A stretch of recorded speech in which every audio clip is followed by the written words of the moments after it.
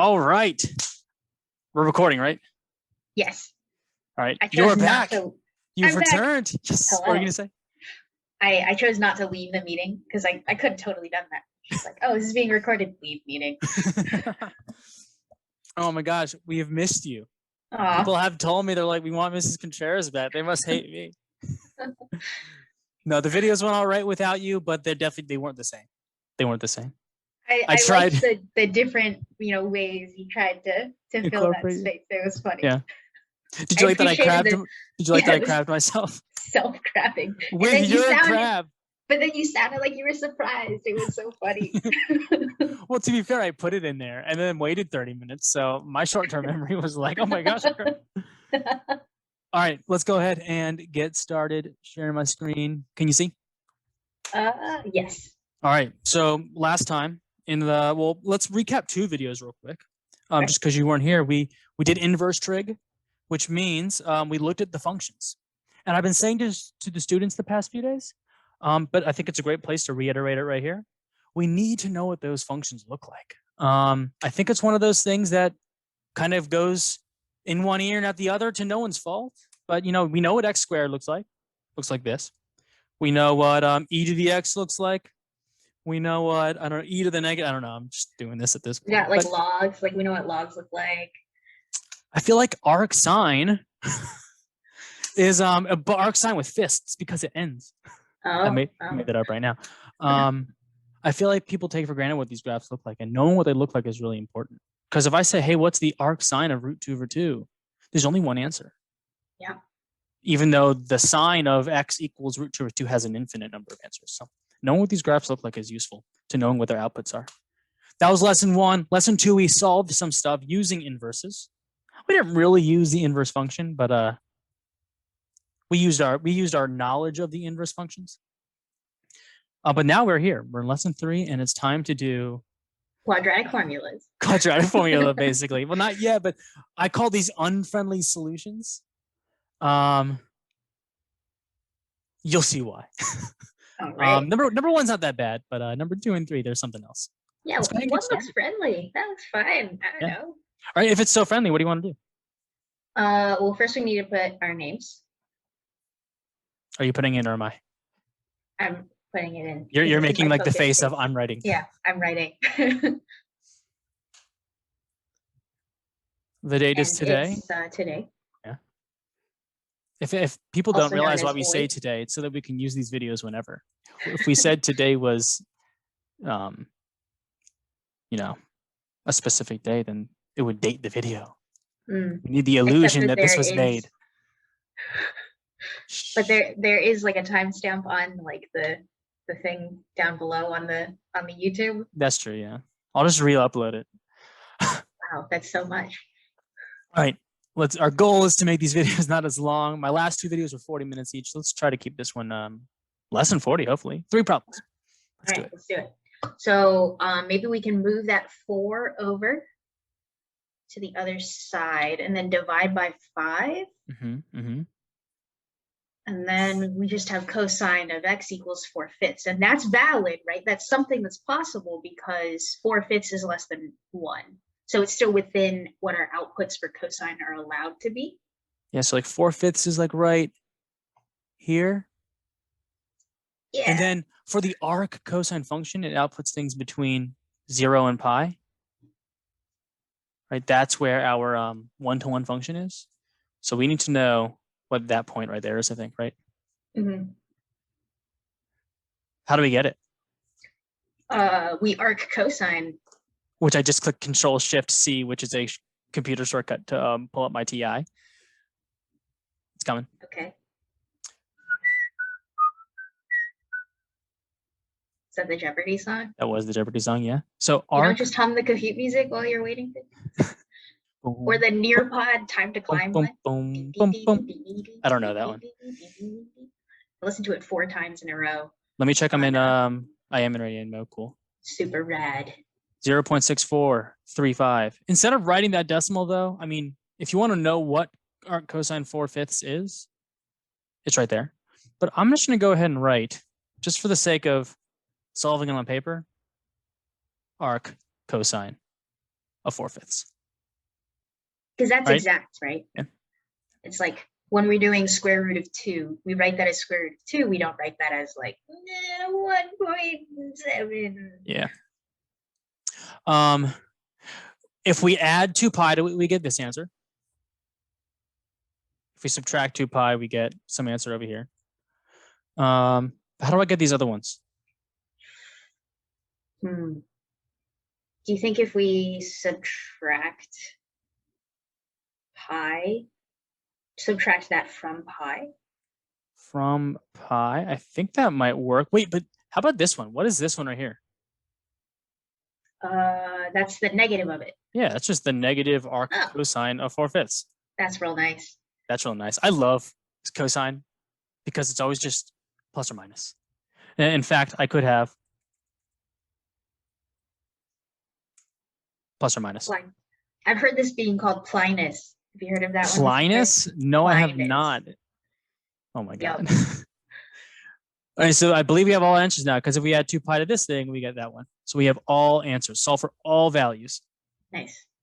All right, so I call these unfriendly solutions because, I don't know, it depends on who you're, I don't know, that looks kind of unfriendly. And you're walking down the street and you see that, kind of scared, like a big bully or something. I don't know. Let's proceed. That's a bad analogy. All right. Why do you think this is also unfriendly? Well, it doesn't look like it's something that we can very handily like move things over and deal with like separately, you know? Mm-hmm. But I'm wondering if we could think u substitution. If we said sine of x was u, then we would have 3u squared minus 2u minus 4 equals 0. And that is something that we looked at several months ago. That's like a... And you weren't with us actually last time, but last time we saw a problem like this. But this one is appearing on the unfriendly solutions for a specific reason. Can we factor? Let's try. 1, 3, 3, 1, 1, 4, 2, 2. We need to get 2. So we got 4 and 3. No. 2 and 6. Wait, 2 and 6. 2 and 6. Is that going to work? 2 and 6. Okay, but then we have u and we have 2 and we have 3u and 2. Can we get -2 with this combo? Negative on the first and then positive on the second? No, that's going to give us 4 actually. That doesn't give us -2. I was overzealous. That gives us -4. 6 and 2 gives us -4, not -2. That does not work. That makes sense. Got my hopes up. Oh, well, it's okay. Right. It was good to try, though. It was worth an effort. 12 and 1, 11. And 6 and 2, still 4. This does not factor. Womp. What do you do when a quadratic doesn't factor? X equals -b plus or minus the square root b squared minus 4. U equals -b. U equals -b plus or minus the square root b squared minus 4ac. All over 2a. Square root of b squared, -2 quantity squared, minus 4, 3, -4. Right? Nothing negative under the radical. That's good. We have 2 negatives. We're going to get a positive. Divided by 2 times 3. 2 times 3. Cool. Right. Can we sub back that sin x? You cool with that? I think so. Yeah. That's fine. 2 plus or minus. Minus. 4 plus, what is that going to be? 16 times 3, 48. Sounds good. 4 plus 48, 52. Divided by 6. I have a hankering that simplifies a little bit further. Well, yeah, it should, right? Because you could pull a 2 out from like the step before. True, yeah, because we have a 48 and a 4. Mm-hmm. What is that going to be here? What is 48, 52? I think that's going to be 13. 13. 13 and 4. Mm-hmm. So that 2. That goes away. I'm going to write this just so people see. 2, 2, and 6. It's very responsible. Yeah, so it becomes 1, 1, and 3. All right. I think there's an advantage to simplifying. You know, there's this philosophical question. Why do we simplify radicals? I think this is an example where knowing how to do it is nice, because what are the two answers here? 1 plus root 13 over 3, which is a positive number, but it might be like maybe too big. That's like sine x is equal to 1 plus root 13 over 3, and sine x is equal to 1 minus root 13 over 3. We need to solve both these equations. Mm-hmm. And you're saying 1 plus root 13 over 3 is too big? It might be, because root 13 is going to be between what, 3 and 4, right? Yeah, And I like to then- think about it this way. 13 is between 9 and 16. Okay. You square root everything, you get 3 and 4, and square root 13. Okay. Okay. And then you have 1 plus that amount. So something more than, it's going to be more than 4. Something greater than, it's going to be greater than 4? Yeah. Yeah. Something But then- greater than 4 over 3. Divided by 3. So then you're going to get an output that's greater than 1. And that is outside of the range for sine, because sine is bounded. Yeah. That's So kind of nice. Do we call that an extraneous solution still? Like, is that? I wouldn't call it an extraneous solution. I mean, we never got an extra solution. I would call it an undefined solution. Okay. It satisfies this equation, but Uh-huh. when you restrict your domain, I think that'd be the right vocabulary. I could be a little bit wrong there. A student can correct me later. Sounds good. Sounds like a good journal entry. This, however, is solvable. Yeah, well, I think so, right? 1 minus root 13 is going to be between -2 and -3.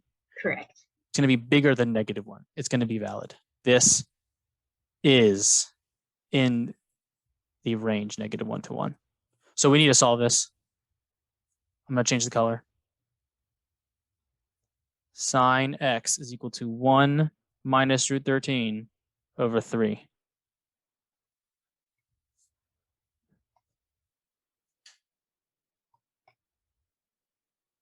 And then we just arc sine, right?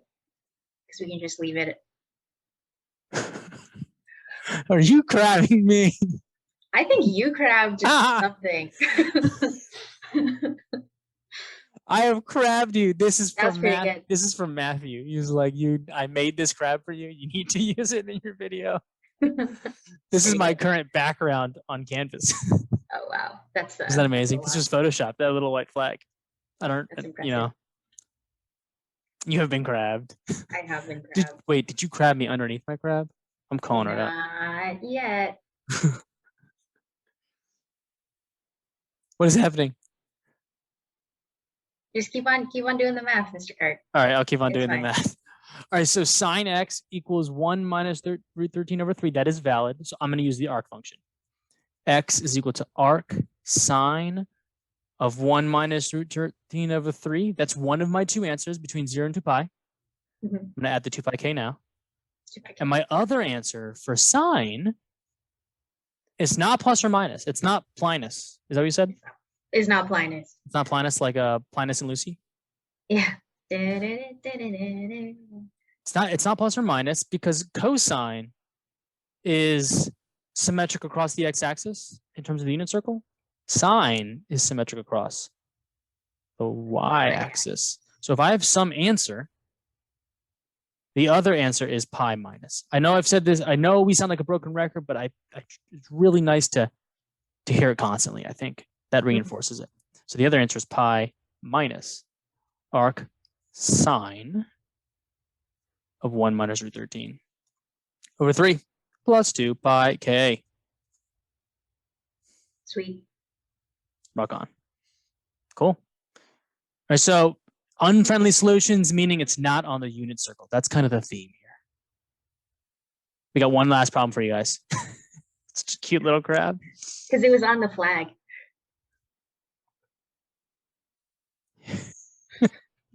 I love that. That's wonderful. All right, let me go ahead and get rid of that. All right. Unfriendly solutions. This will be nasty. Yeah. But this is, I consider this the hardest. Hard's not the right word. The most obnoxious, the most unfriendly of all solutions, of all trig equations that I could possibly give. So this is like the bear poop problem. This is the bear poop problem of trig. Why is the bear poop problem though? Look at this. What do you think? Well, you got cotangent and you got cosecant, which like right off the bat, we can't do u subs like we wanted to. Mm-hmm. We have things that like, it doesn't really jump out to me as anything that can be factored. It feels like we might need to square things in order to take advantage of other stuff, which leads us down a whole rabbit trail of having to check solutions. And it's just like, oh man. And we have this +1, which is just like, I don't know, feel like that complicates things. Yeah, this is awful. You've said exactly what we need to do. You ready? Should we dive in? Let's square. You need some coffee? Product placement real quick. Let's see if we can get a sponsor, but I had this Coca-Cola coffee. It wasn't that good. Yeah, I can't imagine that being good. I just missed, I shouldn't have said it. I should have said it was amazing, and Coca-Cola should send me some money, but too late. I said it was bad. All right, let's do this. Let's square both sides. All right. 2 cotangent squared is 4 cotangent squared x, and cosecant x plus 1 squared is cosecant x squared plus 1. No. Intentional mistakes. That's the freshman's dream. The freshmen, we were talking about this in class the other day. Can we move that squared over onto the cosecant? Yes, we can. Yes, we can. Ambiguous. If my eraser ever works. No, because that is definitely a different expression. That's cosecant of x squared, just how we notationally do things in math. All right, we still have multiple trig functions in our equation. How do we get one trig function? Can we make that cotangent squared into a Pythagorean identity thing? Yeah, so like I like to legit every time. I like to actually write out the Pythagorean identity. And the reason I like to write it out is because I don't trust myself to move the 1 or the cotangent square or the cosecant around this equation the right way every time. I just need to write it out, solve for the thing I have, and then there's no guessing going on. I'm confident. Cosecant squared x minus 1. Because sometimes you put that 1 in the wrong spot, you write 1 minus cosecant squared x, and then you're like, you've messed up. The rest of the problem is invalid. And it's a lot more work to erase a bunch of stuff. Yeah. Than to just unless you're in commie. Still a lot of effort. I don't know. Yeah, I know. You have to like change tools. All right. Let's just do, I'm going to do some quick algebra just to move this video along. This isn't the meat of the lesson. So distribute the 4 and subtract the cosecant square over. We're going to get a 3 cosecant squared x. We have a minus 4. We're going to have a minus 5. And we're going to have a minus 2 cosecant x.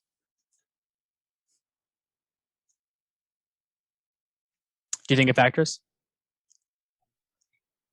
Well, we have 3 and 5, and those are both prime, so it's really easy to track, right? I thought it was a 1 and a 2 for a second, and I was like very concerned. Okay, so well, we have 3 and 1. That might work. And 1 and 5, yeah. So we got 1 and 1, 3 and 5. I'm going to go ahead and put use. Can we get to -2? -2 plus 1? Yeah. Oh, not bad. I really thought I wasn't going to factor. That would have been really mean. This is not the unfriendliest of problems. The most unfriendliest of problems is if it also didn't factor. But what did we do earlier that we didn't raise a red flag for? Oh, we squared. Yeah, we squared. We got to raise a. I'm gonna raise a purple flag because I'm writing in red. That's fair. All right, so it does factor. That's kind of nice. I'm going to go ahead and say u is equal to cosecant x. So sorry, I didn't write that before.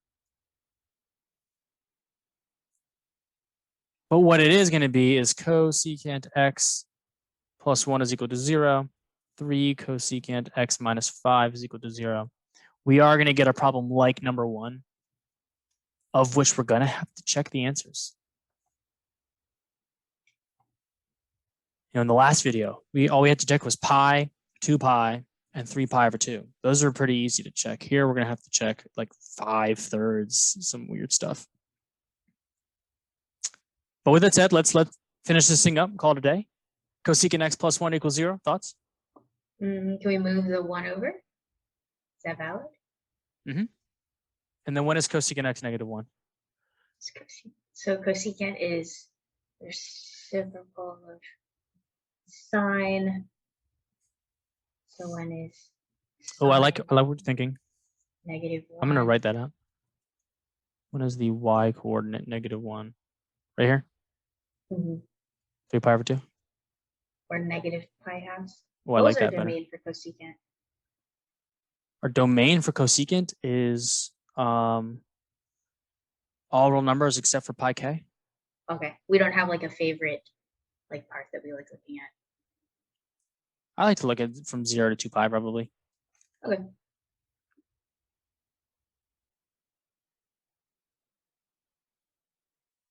Yeah, Cool. so when are we negative 1? We're negative 1 right here.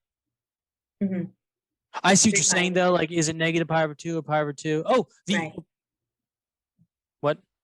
But we do the plus thing, right? Yeah, plus 2 pi k. Yeah. Oh, but actually, I like the negative pi over 2 better, actually, because the arc sine of negative 1 is negative pi over 2. It is not 3 pi over 2. Okay. Yeah, so actually, I kind of see more what you're saying now. This is our 1-to-1 version of cosecant, which is what constructs the arc cosecant function. So yeah. Okay. Cool. Negative pi over 2 plus 2 pi k. We need to check that answer, but do you want to check it right away, or do you want to? Nah, we're in like an algebra flow. Like I hear you. Cosecant x equals 5/3. I'm going to do what you do. 3/5. When is sine 3/5? That's a 3, 4, 5 triangle. Well, say it's not on the unit circle, right? It's not a 30. It's not a 30, 60, 90. It's not a 45, 45, 90. I think this is just arc sine, right? What's the other answer? Oh, because it's sine, right? So sine is the annoying one where it's not Plinus. Pi. Just any excuse. Pi minus. Pinus. Pinus. I don't know about that.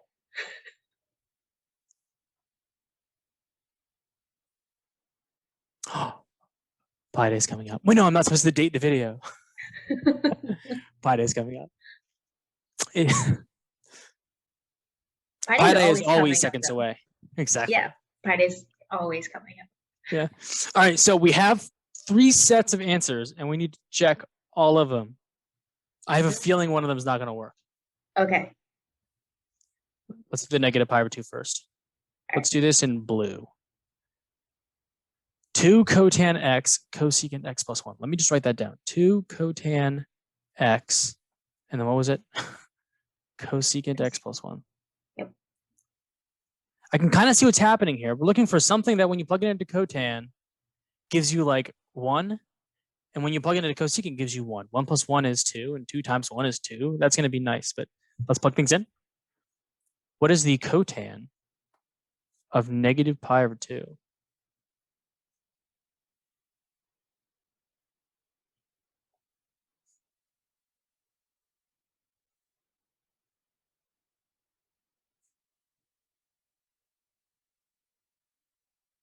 I'm having a brain fade. No, it's fine. It's fine. I'm going to draw a unit circle. Okay. We're looking at negative pi over 2. Our coordinate is 0, comma, negative 1. And cotan is x over y, right? X over y. So that's still valid. That gives us a number. Which gives us 0, right? Yeah. Yeah. 2 times 0 is 0. Okay, so this is what's happening. Will negative pi over 2 yield negative 1 for cosecant? Because then we have a correct answer. Isn't that how we constructed this? I think so, right? So negative cosecant, cosecant of negative pi over 2, which is 1 over the y coordinate, Which is negative 1. which is negative 1. 1 over negative 1 is negative 1. Nice. All right. This answer works. This is not extraneous. Cool. This is where the evilness happens. All right. We need to plug in arc sine of 3/2 and pi minus arc sine of 3/2. So what I'm going to do is I'm going to give myself another page. It's a good look. 16,744 teachers use.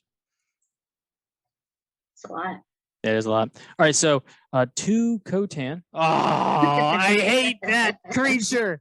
That is my least favorite character in all of Pixar. I hate that song, Lin-Manuel Miranda. I love you. You're amazing, but that is my least favorite song in all of Disney. I don't think it's Pixar. It's not Pixar. It's not Pixar. Disney is my least. Anyways, all right. I digress. 2 cotan. I'm moving past. That creeps me out. Okay, we're plugging in arc sine of 3/5 and also at some point pi minus arc sine of 3/5. This is the worst. 2 cotan of arc sine 3/5 equals cosecant arc sine of 3/5 plus 1.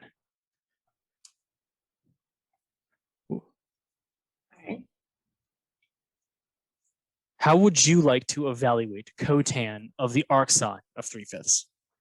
So we can use a calculator, or we could do something else. I think we could probably draw a triangle. Okay. Is arc sine of 3/5, is that going to be a first quadrant angle or a fourth quadrant angle? I like to always draw like a little picture. Arc sine always yields between pi over 2 and negative pi over 2. Here's the arc sine function.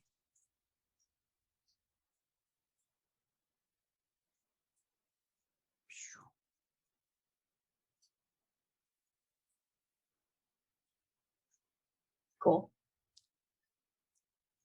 So this thing right here is an angle. And it's either in the first quadrant or the fourth quadrant. Do you know which one it's going to be? Well, 3/5. So first quadrant? Yes, first quadrant, right? 3/5 is here. It outputs a number between 0 and pi over 2. I don't know where it is, but I do know that it constructs a triangle that has dimensions 3, 5, and earlier you said 4. Okay. And then cotangent of that triangle, so the angle that we get from that triangle is 4/3. Sweet. Okay. All right. And we've already drawn the picture, so let's not draw it again. What's the cosecant of this triangle? Cosecant is going to be 5/3. 5/3 plus 1. 8/3. I'm getting really big. I actually want to save some of this room for the other one. 8/3 is equal to 5/3 plus 3/3. Also 8/3. 8/3. All right. If all 3 of these answers are correct, I'm going to be really sad that we spent all this time checking our answers. Hopefully one of them is not correct so that it's worth it. But this one works. Anyway, this is a solution. But if we have like all of them work, then we verified that all of them work, which is That's true. attending to precision. Attending? How we do. That's how we do. The mathematician's life. All right, the final one. 2, cotan of pi minus arc sine of 3/5. Once again, drawing that triangle is going to be the game changer. Cosecant pi minus arc sine of 3/5 plus 1 on the outside. So we have almost the same triangle. It's just the other side. It's in quadrant 2, right? So if this is arc sine, and I like to say this, and I mean, it sounds like a broken record over the next few lessons, but arc sine is an angle. Sometimes I even like to just call it theta for giggles. It is an angle. So then Pi pi minus that angle. Pi minus angle is over here. And it has the same dimensions, right? Yep. Slightly, almost. We have a negative on our x-axis. Yeah, it's going to be a -4. If this is, Yeah. Because all of this is coordinatized. We do very much care about where we are. It determines the sign, which I believe is going to lead to an inaccurate answer. Oh. What is the cotangent of this triangle on the left? -4/3. So then we got 2 times -4/3 is -8/3 on that side. -8/3. I'm struggling. And then on the right-hand side, what is the cosecant? Cosecant is 5/3. It's positive, and so we're gonna end up with a sign problem. Yeah, like the cotangent, the cotangent changes sign when you reflect it over the y-axis, but the cosecant doesn't. So that's kind of what's leading to this non-factual equality. Pi minus arc sine of 3/5 does not work. A page and a half of work, more like 2 pages actually, 2 full pages of work to determine that our solutions to 2 cotangent x equals cosecant x plus 1 are in fact -pi/2 and arc sine of 3/5 plus 2 pi k. So actually, let's write that. The final answers are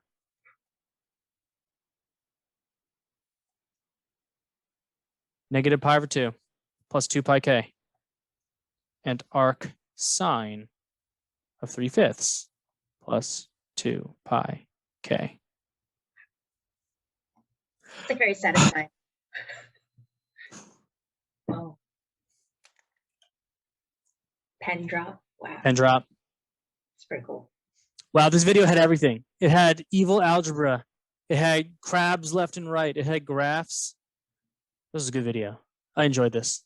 Cool. I'm tired, but I enjoyed this. I feel like that's like every math class. Just like, oh yeah, I'm like kind of tired, but like this is like fun, I guess. All right, I stopped the share. Did you learn anything in the past week? Did I learn anything in the past week? I don't know. I mean, I'm sure I did, but Oh, I learned a little bit about frequencies in the sine curve in terms of like music and chordal structure from a student's journal. That was awesome. Cool. Nice. I don't know. Did you learn anything this past week? I learned that like cottage cheese is like thus named because it's something you can make at home. Like you don't need rennet. You just make it in a cottage. Yeah. You just add some vinegar to some milk, and then there you go, cottage cheese. And strain it, and you got paneer. Add salt to that, and you got queso fresco. I did learn something that I gotta be quiet about. Can you hear me? Yes. But Mary Kate's birthday's coming up, and Your producer's birthday? Yeah, my producer's birthday. And I got her a really good cooking knife, chef's knife. And I learned a lot about those things. I gotta be careful. I don't wanna, hopefully they didn't hear that. I looked out my window as if they're gonna be over there. But yeah, that's what I learned. A lot about that. Cool. Very fascinating. But I'm not going to Yeah. say more because then it would, yeah, there we go. Let's close this video out so it's not any longer than it needs to be. I think it's been about 40 minutes like the last two. Nice Sweet. little consistency there. All right. Want to send us out? Bye.